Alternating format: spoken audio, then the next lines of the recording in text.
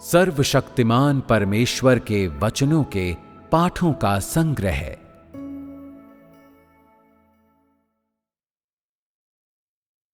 स्वयं परमेश्वर जो अद्वितीय है। 8वां।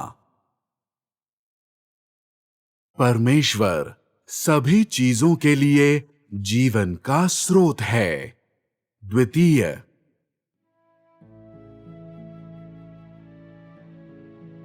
प्रतिदिन भोजन एवं जल जो परमेश्वर मानव जाति के लिए तैयार करता है। हमने अभी अभी संपूर्ण वातावरण के एक भाग के बारे में बात किया था, अर्थात मनुष्य के जीवित रहने के लिए जरूरी स्थितियां जिन्हें परमेश्वर ने मानव जाति के लिए तैयार किया था जब उसने संसार को बनाया था। हमने बस 5 चीजों के बारे में बात किया था और ये 5 चीजें संपूर्ण वातावरण हैं।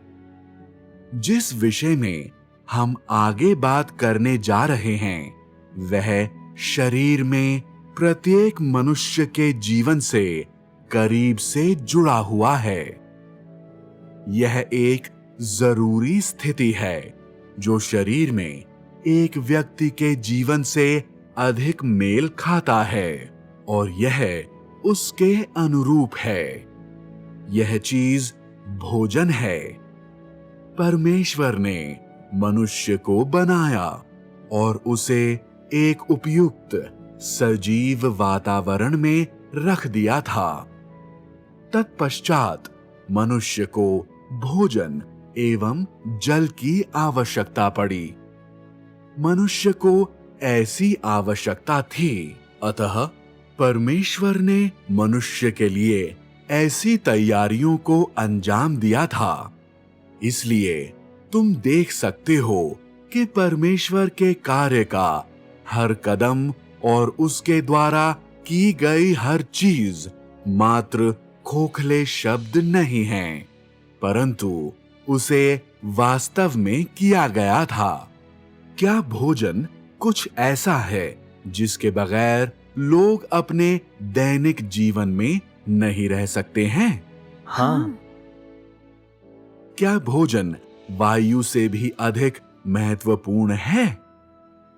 वे एक समान ही महत्वपूर्ण हैं। वे एक समान महत्वपूर्ण हैं। वे मानव जाति के जीवित रहने की स्थितियां और चीजें दोनों हैं और वे मानव जीवन की निरंतरता का संरक्षण करते हैं। क्या वायु अधिक महत्वपूर्ण है या जल अधिक महत्वपूर्ण है? क्या तापमान अधिक महत्वपूर्ण है या भोजन अधिक महत्वपूर्ण है? वे सभी महत्वपूर्ण हैं। लोग चुनाव नहीं कर सकते हैं क्योंकि वे उनमें से किसी के बगैर नहीं रह सकते हैं। यह एक वास्तविक समस्या है। यह कुछ ऐसा नहीं है जिसका तुम चुनाव कर सकते हो। तुम नहीं जानते हो, परंतु परमेश्वर जानता है। जब तुम इन चीजों को देखते हो, तुम महसूस करोगे, मैं भोजन के बगैर नहीं रह सकता हूं। किंतु यदि तुम्हारा सृजन करने के तुरंत बाद तुम्हें वहां रख दिया जाता, तो क्या तुम जान पाते कि तुम्हें भोजन की आवश्यकता है? तुम नहीं जान पाते, परंतु परमेश्वर जानता है। यह केवल तब होता है जब तुम्हें भूख लगती है और तुम देखते हो कि तुम्हारे खाने के लिए पेड़ों में फल हैं और भूमि में अनाज है, जिससे तुम महसूस करते हो, आह, मुझे भोजन की जरूरत है। यह केवल तब होता है जब तुम प्यासे होते हो और तुम पानी पीना चाहते हो, जिससे तुम्हें महसूस होता है, मुझे पानी की आवश्यकता है। मुझे पानी कहाँ मिल सकता है? तुम अपने सामने जल के एक स्रोत को देखते हो। इस प्रकार तुम उसमें से पीते हो। तुम कहते हो, इस पेय पदार्थ का स्वाद बहुत अच्छा है। यह क्या है? यह जल है और इसे परमेश्वर के द्वारा मनुष्य के लिए बनाया गया है। भोजन के विषय में इससे कोई फर्क नहीं पड़ता है कि तुम एक दिन में 3 वक्त का भोजन खाते हो या 2 वक्त का या उससे अधिक। संक्षेप में, भोजन कुछ ऐसा है जिसके बगैर मनुष्य अपने दैनिक जीवन में नहीं रह सकते हैं। यह एक चीज है जो मानव शरीर को सामान्य रूप से जीवित रखने और उसे बरकरार रखने के लिए जरूरी है। अतः भोजन मुख्यतः कहां से आता है? पहले वह मिट्टी से आता है। मिट्टी को पहले परमेश्वर के द्वारा मानव जाति के लिए बनाया गया था। मिट्टी विभिन्न प्रकार के पौधों के जीवित रहने के लिए उपयुक्त है। सिर्फ पेड़ों एवं घास के लिए ही नहीं। परमेश्वर ने सभी किस्म के अनाज के बीजों को और विभिन्न प्रकार के खाद्य पदार्थों को और साथ ही साथ लोगों के लिए पौधे लगाने के लिए उपयुक्त मिट्टी एवं भूमि को मानव जाति के लिए तैयार किया था। इस प्रकार वह उन्हें भोजन देता है। यहां किस प्रकार के खाद्य पदार्थ हैं? तुम लोगों को इसके विषय में स्पष्ट होना चाहिए। पहला, विभिन्न प्रकार के अनाज हैं। अनाज में क्या शामिल है? गेहूं, ज्वार, बाजरा, चावल, वे चीजें जो भूसे के साथ आते हैं। अनाज की फसलों को भी अनेक अलग अलग किस्मों में बांटा गया है। उत्तर से लेकर दक्षिण तक अनेक प्रकार के अनाज की फसलें हैं, जैसे जौ, गेहूं, जई और कुट्टू। अलग अलग प्रदेशों में अलग अलग किस्मों को उगाना उपयुक्त होता है। विभिन्न किस्म के चावल भी हैं। दक्षिण में उसकी स्वयं की किस्में हैं, जो लंबे होते हैं और दक्षिण के लोगों के लिए उपयुक्त है, क्योंकि वे बहुत अधिक चिपचिपे नहीं होते हैं। जबकि दक्षिण का वातावरण अधिक गर्म होता है। उनको विभिन्न किस्म के चावल खाने पड़ते हैं, जैसे इंडिका चावल। यह बहुत चिपचिपा नहीं होता है, नहीं तो वे उसे नहीं खा सकेंगे और वे अपनी भूख खो देंगे।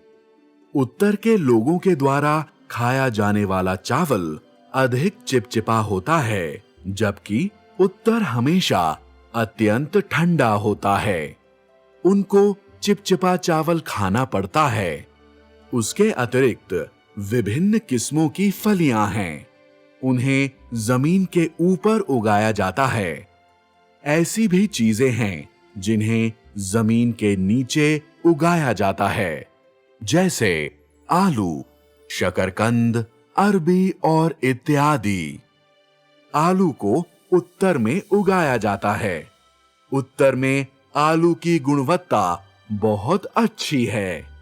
जब लोगों के पास खाने के लिए अनाज नहीं होता है, आलू उनके आहार का मुख्य भोजन हो सकता है।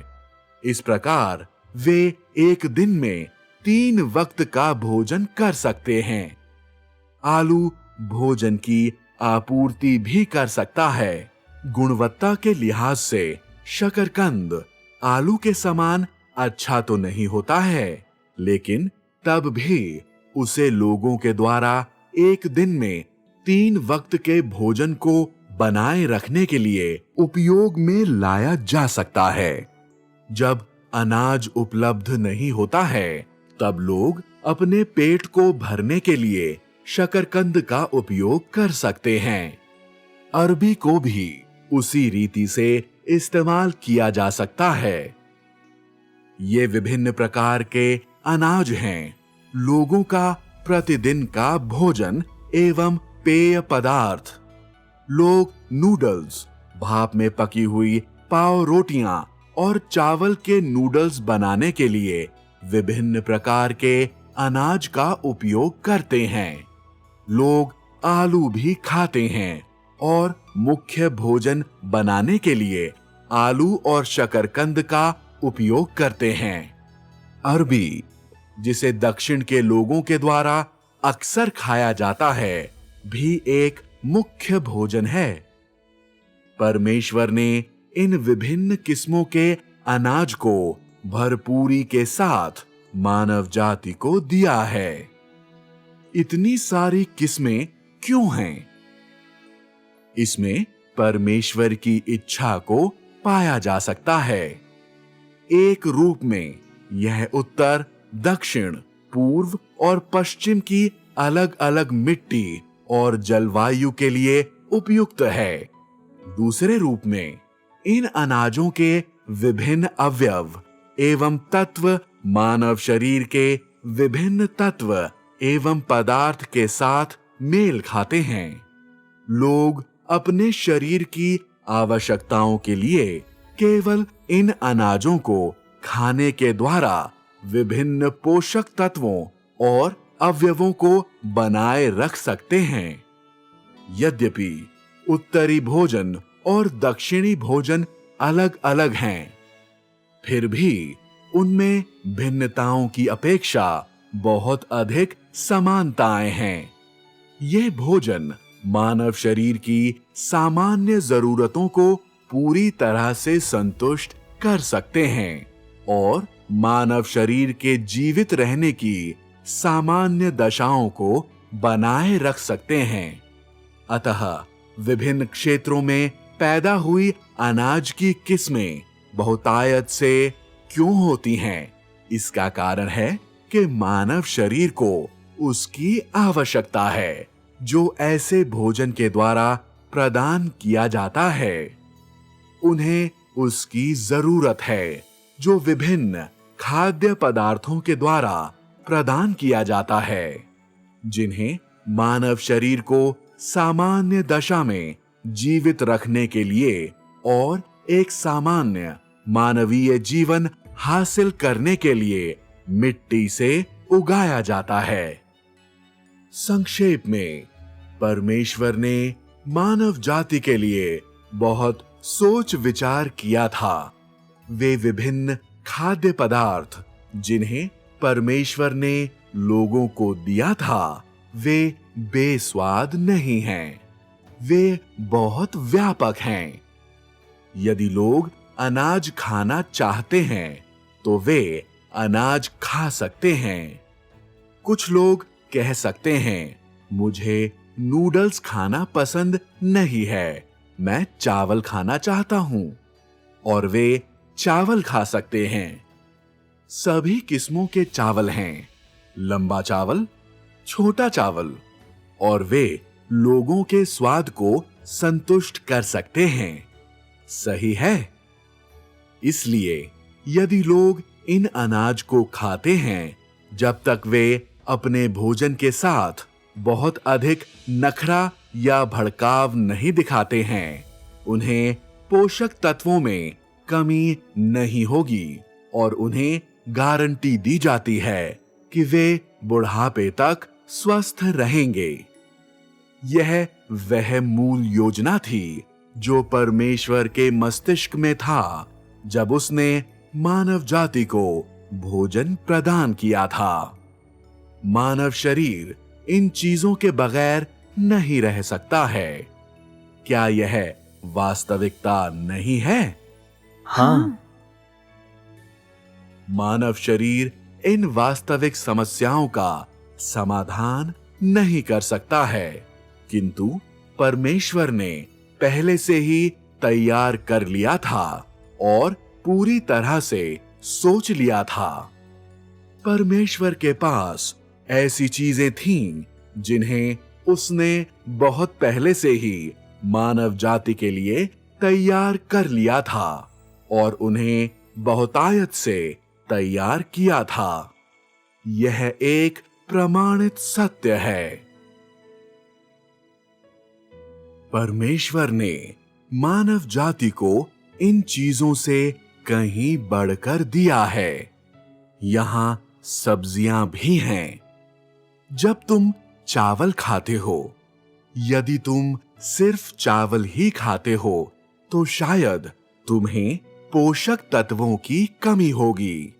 तब यदि तुम कुछ सब्जियों को हिला हिलाकर भूनते हो या भोजन के साथ खाने के लिए सलाद को मिलाते हो तो सब्जियों के विटामिन और विभिन्न सूक्ष्म तत्वों या अन्य पोषक तत्व बिल्कुल सामान्य तरीके से मानव शरीर की आवश्यकताओं की आपूर्ति कर सकेंगे। जब लोग मुख्य भोजन को नहीं खा रहे हैं तो वे कुछ फल भी खा सकते हैं, सही है? कई बार जब लोगों को और अधिक तरल पदार्थ या अन्य पोषक तत्वों या विभिन्न स्वाद की आवश्यकता होती है तो उनकी आपूर्ति के लिए वहां सब्जियां और फल भी होते हैं। जबकि उत्तर, दक्षिण, पूर्व और पश्चिम की मिट्टी और जलवायु अलग अलग होते हैं, उनके पास विभिन्न किस्मों की सब्जियां और फल भी होते हैं। जबकि दक्षिण में जलवायु बहुत गर्म होती है, अधिकांश फल और सब्जियां कुछ कुछ ठंडी होती हैं, जो लोगों के शरीर की ठंडक और गर्मी को संतुलित कर सकते हैं जब वे उन्हें खाते हैं। दूसरी ओर उत्तर में सब्जियों और फलों की कुछ ही किस्में होती हैं, किंतु फिर भी वे उत्तर के लोगों के लिए आनंद उठाने के लिए पर्याप्त हैं। क्या यह सही नहीं है? हाँ। फिर भी हाल ही के वर्षों में सामाजिक विकास के कारण, उस तथाकथित सामाजिक बढ़ोतरी के कारण, साथ ही साथ यातायात और संचार की प्रगति ने उत्तर, दक्षिण, पूर्व और पश्चिम को जोड़ दिया है। उत्तर के लोग भी कुछ फलों, दक्षिण की स्थानीय पसंदीदा व्यंजनों या सब्जियों को खा सकते हैं, यहां तक कि पूरे साल भर। उस तरह से यद्यपि लोग अपनी भूख और अपनी भौतिक इच्छाओं को पूरा कर सकते हैं, फिर भी उनका शरीर न चाहते हुए भी नुकसान के विभिन्न स्तर के अधीन है। यह इसलिए है क्योंकि परमेश्वर के द्वारा मानव जाति के लिए तैयार की गई भोजन वस्तुओं के मध्य ऐसी भोजन वस्तुएं और फल एवं सब्जियां हैं जो दक्षिण के लोगों के लिए उपयुक्त हैं। साथ ही साथ ऐसी भोजन वस्तुएं और फल एवं सब्जियां हैं जो उत्तर के लोगों के लिए उपयुक्त हैं। अर्थात यदि तुम दक्षिण में पैदा हुए होते तो दक्षिण से चीजों को खाना तुम्हारे लिए बहुत ही उपयुक्त होता। परमेश्वर ने इन भोजन वस्तुओं और फलों एवं सब्जियों को तैयार किया था क्योंकि दक्षिण के पास एक विशेष जलवायु है। उत्तर के पास भोजन वस्तुएं हैं जो उत्तर के लोगों के शरीर के लिए आवश्यक हैं, किंतु क्योंकि लोगों के पास पेटूपन की प्रवृत्ति है, उन्हें अनजाने में ही सामाजिक विकास की लहर में बहा दिया गया है और उनसे अनजाने में ही ऐसे नियमों का उल्लंघन करवाया गया है। यद्यपि लोग महसूस करते हैं कि उनका जीवन अब बेहतर है, फिर भी ऐसी सामाजिक उन्नति और अधिक लोगों के शरीरों के लिए गुप्त पीड़ा लेकर आती है। यह वह नहीं है जो परमेश्वर देखना चाहता है, और यह वह नहीं था जिसका परमेश्वर ने पहले से इरादा किया था जब उसने मानव जाति के लिए सभी चीजों और इन भोजन वस्तुओं, फलों एवं सब्जियों को उत्पन्न किया था। यह पूर्णतः मानव जाति के द्वारा किया गया था, जिसने प्रकृति के नियमों का उल्लंघन किया था और वैज्ञानिक प्रगति की थी, और उसका परमेश्वर के साथ कोई लेना देना नहीं था। जो कुछ परमेश्वर ने मानव जाति को दिया था वह समृद्ध एवं भरपूर है, और हर एक स्थान में उनके स्वयं की विशेष भोजन वस्तुएं हैं। उदाहरण के लिए कुछ स्थान लाल खजूर से समृद्ध हैं, जिसे सामान्य रूप से बेर कहा जाता है, जबकि अन्य स्थान अखरोट, मूंगफली और अन्य प्रकार के कड़े छिलके वाले फलों से समृद्ध होते हैं। ये सभी भौतिक चीजें मानव शरीर के द्वारा अपेक्षित आवश्यक पोषक तत्वों की आपूर्ति करती हैं, परंतु परमेश्वर मानव जाति के लिए मौसम एवं समय के अनुसार चीजों की आपूर्ति करता है और सही समय पर सही मात्रा में चीजों को प्रदान करता है।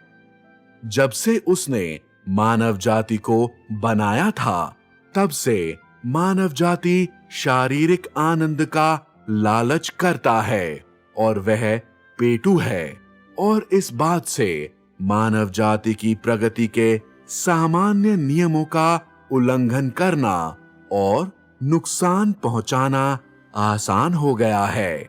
एक उदाहरण के रूप में चेरी को देखिए, जिसके विषय में सबको जानना चाहिए, सही है? चेरी का मौसम कब होता है? जून। उन्हें जून के आसपास बटोरा जाता है। सामान्य परिस्थितियों के अंतर्गत वे कब समाप्त हो जाते हैं? अगस्त। उनके उपलब्ध होने के समय से ही लोग उन्हें खाना प्रारंभ कर देते हैं।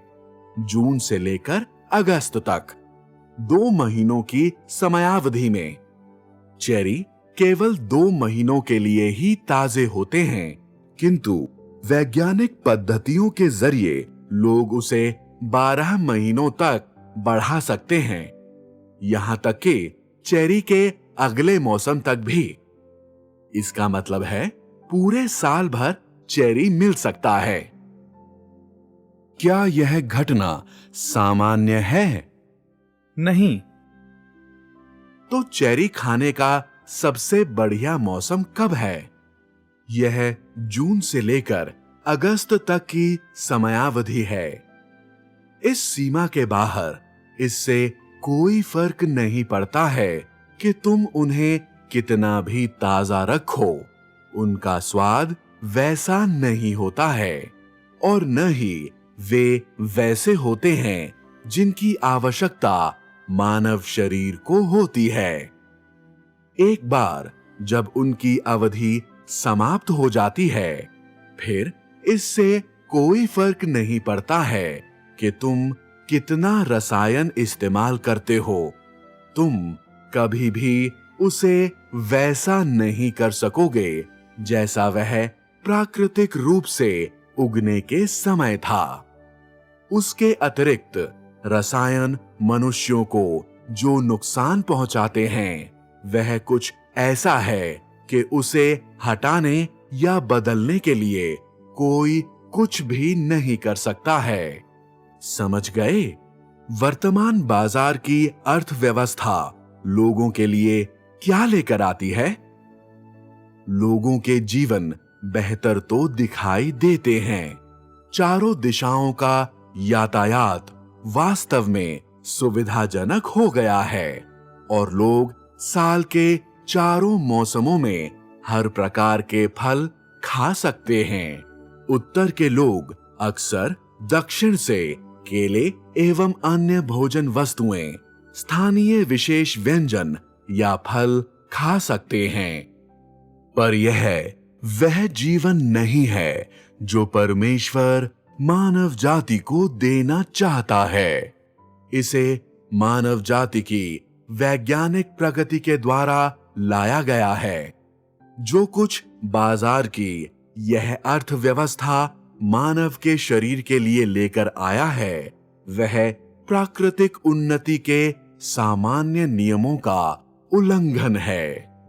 जो कुछ वह लेकर आया है, वह नुकसान और विध्वंस है, प्रसन्नता नहीं। समझ गए? हाँ। एक नजर डालो, क्या साल के चारों मौसमों में बाजार में अंगूर बेचे जाते हैं? हाँ। अंगूर तोड़े जाने के बाद वास्तव में केवल थोड़े समय के लिए ही ताजे रह सकते हैं। यदि तुम उन्हें अगले जून तक बचाकर रखते हो, तो क्या तब भी उन्हें अंगूर कहा जा सकता है? क्या तुम उन्हें कचरा कह सकते हो? उनमें अब न केवल अंगूर के मूल तत्व समाप्त हो चुके होते हैं, बल्कि अब उनमें ढेर से रसायन भी मौजूद होते हैं। एक साल के बाद वे न केवल ताजे नहीं होते हैं, बल्कि उनके पोषक तत्व भी बहुत पहले ही जा चुके होते हैं। जब लोग अंगूर खाते हैं तो उनको एहसास होता है, कितना अच्छा है, कितना मनोहर है। क्या हम 30 साल पहले इस मौसम के दौरान अंगूर खा पाते थे? तुम नहीं खा सकते थे, भले ही तुम खाना चाहते थे। अब जीवन कितना विशाल हो गया है। क्या यह वास्तव में प्रसन्नता है? यदि तुम्हारी रुचि है, तो तुम जाकर अंगूर का अध्ययन कर सकते हो, जिन्हें रसायनों के द्वारा सुरक्षित रखा जाता है, और बस देख सकते हो कि उनकी बनावट क्या है और ये बनावट मनुष्यों के लिए क्या लाभ लेकर आ सकते हैं। पीछे मुड़कर अनुग्रह के युग के विषय में सोचिए। जब इजरायली मिस्र को छोड़ने के बाद मार्ग पर थे, परमेश्वर ने उन्हें बटेर और मन्ना दिया। क्या परमेश्वर ने लोगों को उन्हें सुरक्षित रखने की अनुमति दी थी? नहीं। कुछ लोग संकीर्ण मानसिकता के थे और डरते थे कि अगले दिन और अधिक नहीं होगा, अतः उन्होंने कुछ अलग रख दिया। इसे बचाकर रखिए, शायद हमें इसकी बाद में जरूरत पड़े। तब क्या हुआ? अगले दिन तक वह सड़ गया था। परमेश्वर ने उन्हें कुछ भी अलग से बचाकर रखने नहीं दिया था, क्योंकि परमेश्वर ने कुछ तैयारियां की थीं, जो आश्वस्त करता था कि वे भूखे नहीं मरेंगे।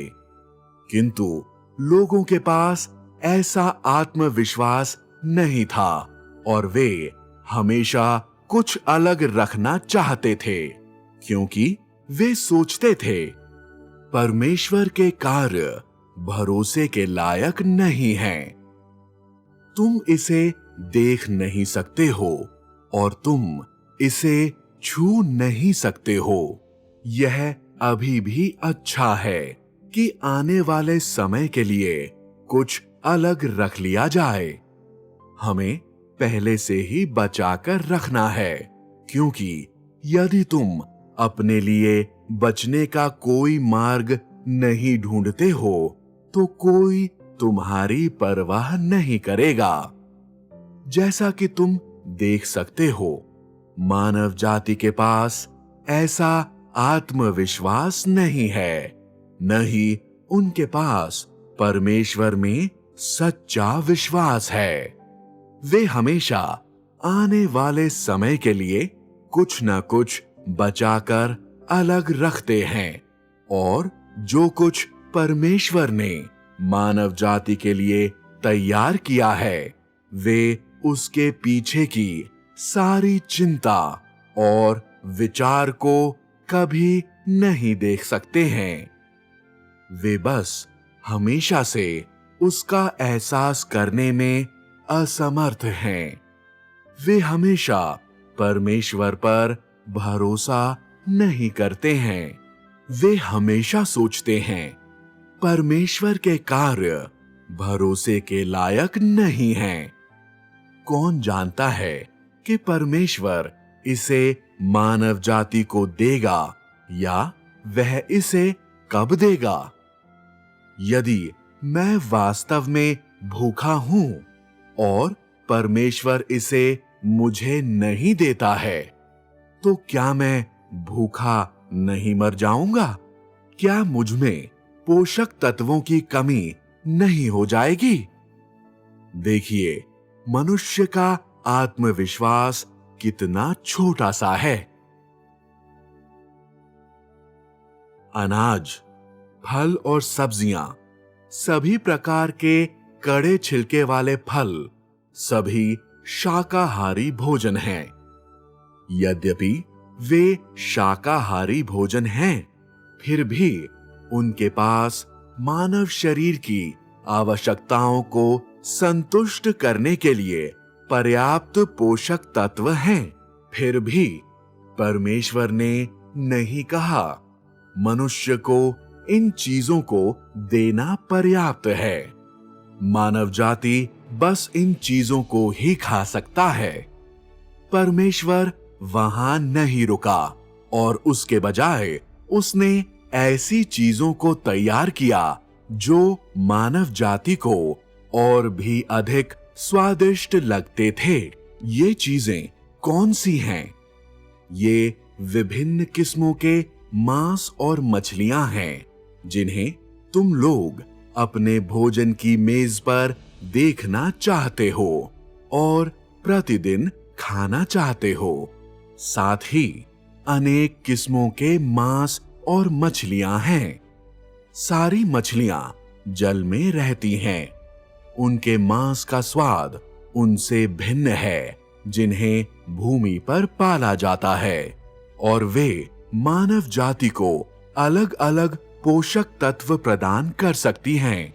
मछलियों के गुण मानव शरीर की ठंडक एवं गर्मी के साथ भी व्यवस्थित हो सकते हैं।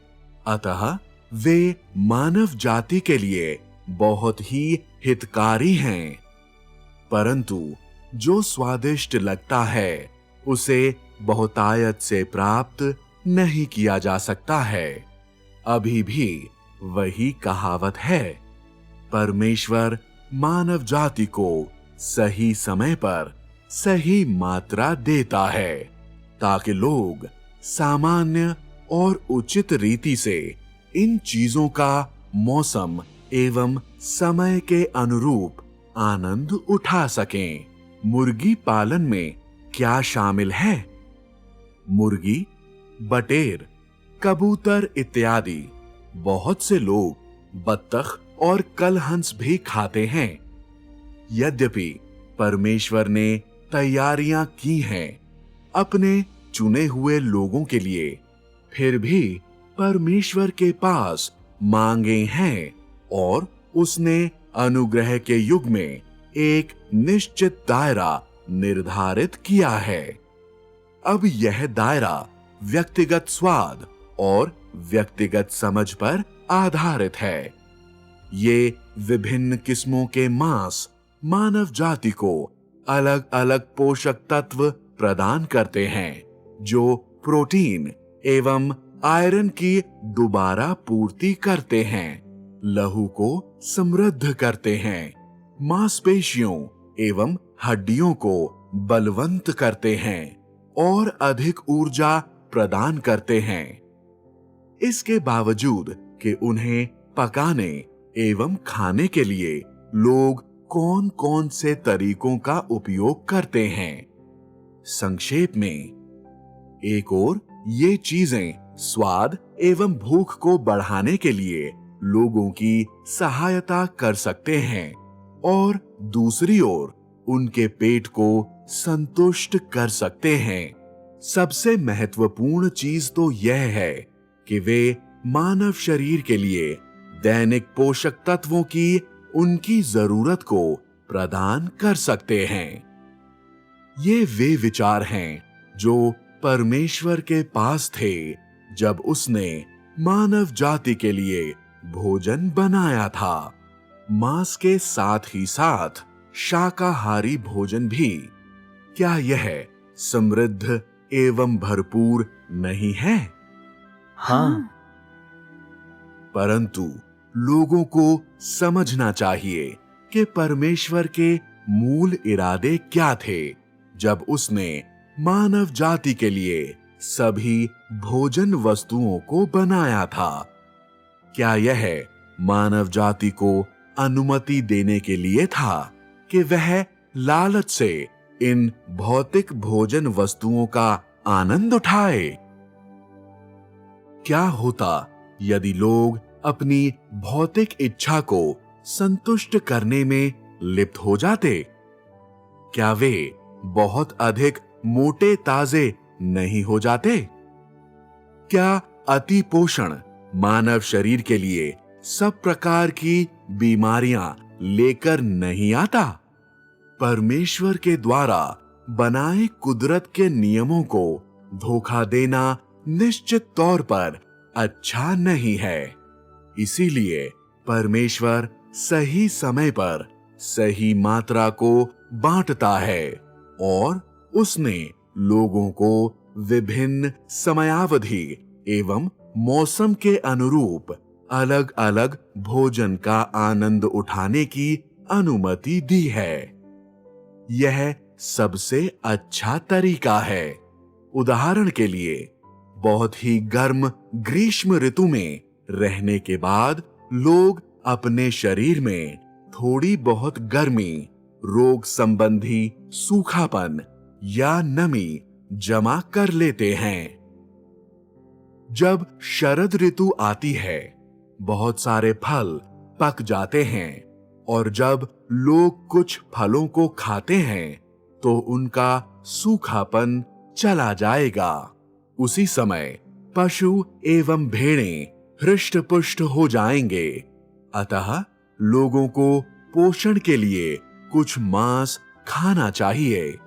विभिन्न किस्मों के मांस खाने के बाद लोगों के शरीर में शीत ऋतु की ठंड का सामना करने हेतु सहायता के लिए ऊर्जा और गर्मी होगी और उसके परिणाम स्वरूप वे शीत ऋतु की ठंड से शांतिपूर्वक गुजरने के योग्य होंगे।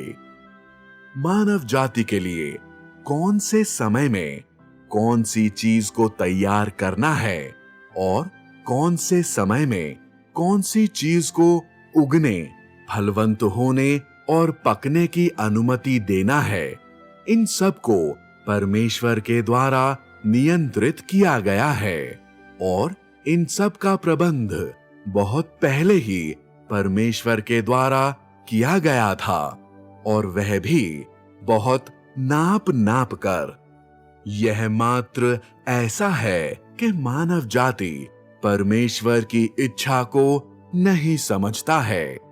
यह उस शीर्षक परमेश्वर किस प्रकार मनुष्य के दैनिक जीवन के लिए आवश्यक भोजन तैयार करता है के विषय में है। हर प्रकार के भोजन के अलावा परमेश्वर मानव जाति को जल के स्रोतों की आपूर्ति भी करता है। लोगों को भोजन के बाद कुछ मात्रा में जल पीना पड़ता है। क्या मात्र फल खाना काफी है। लोग यदि केवल फल ही खाते हैं तो वे खड़े होने के योग्य नहीं होंगे, और इसके अतिरिक्त कुछ मौसम में कोई फल नहीं होते हैं। अतः मानव जाति की पानी की समस्या का समाधान कैसे किया जा सकता है? परमेश्वर के द्वारा भूमि के ऊपर और भूमि के नीचे जल के अनेक स्रोतों को तैयार करने के बाद, जिसमें झीलें, नदियां और सोते भी शामिल हैं। जल के इन स्रोतों से ऐसी स्थितियों में पिया जा सकता है जहां कोई अपमिश्रण या मानव प्रक्रिया से फैली गंदगी या क्षति नहीं है। मानव जाति की शारीरिक देहों के जीवन के लिए भोजन के स्रोतों के संबंध में परमेश्वर ने बिल्कुल सही, बिल्कुल सटीक और बिल्कुल उपयुक्त तैयारियां की हैं, ताकि लोगों के जीवन समृद्ध और भरपूर हो जाएं और उन्हें किसी बात की घटी ना हो। यह कुछ ऐसा है जिसे लोग महसूस कर सकते हैं और देख सकते हैं। इसके अतिरिक्त सभी चीजों में, चाहे वह पशु एवं पौधे हों या सब प्रकार की घास हो, परमेश्वर ने कुछ पौधों को भी बनाया था जो मानव शरीर की क्षति या बीमारी का समाधान करने के लिए जरूरी हैं। उदाहरण के लिए, यदि तुम जल जाते हो तो तुम क्या करते हो? क्या तुम इसे पानी से धो सकते हो? क्या तुम बस कहीं से कपड़े का एक टुकड़ा पा सकते हो और इसे लपेट सकते हो? हो सकता है कि यह मवाद से भर गया हो या उस तरह से संक्रमित हो गया हो। उदाहरण के लिए, तुम क्या करते हो यदि तुम आग की लपट या गर्म पानी के द्वारा अचानक झुलस जाते हो? क्या तुम उसे पानी के द्वारा बहा सकते हो? उदाहरण के लिए, यदि तुम्हें बुखार हो जाता है, सर्दी हो जाती है, किसी शारीरिक श्रम से चोट लग जाती है, गलत चीजें खाने के द्वारा पेट की बीमारी हो जाती है, या जीवन शैली या भावनात्मक मामलों के कारण कुछ बीमारियां पनपने लग जाती हैं, जैसे कि वाहक नलियों से संबंधित बीमारियां, मनोवैज्ञानिक दशाएं या अंदरूनी अंगों की बीमारियां। उन सब का इलाज करने के लिए उनके अनुरूप कुछ पौधे होते हैं।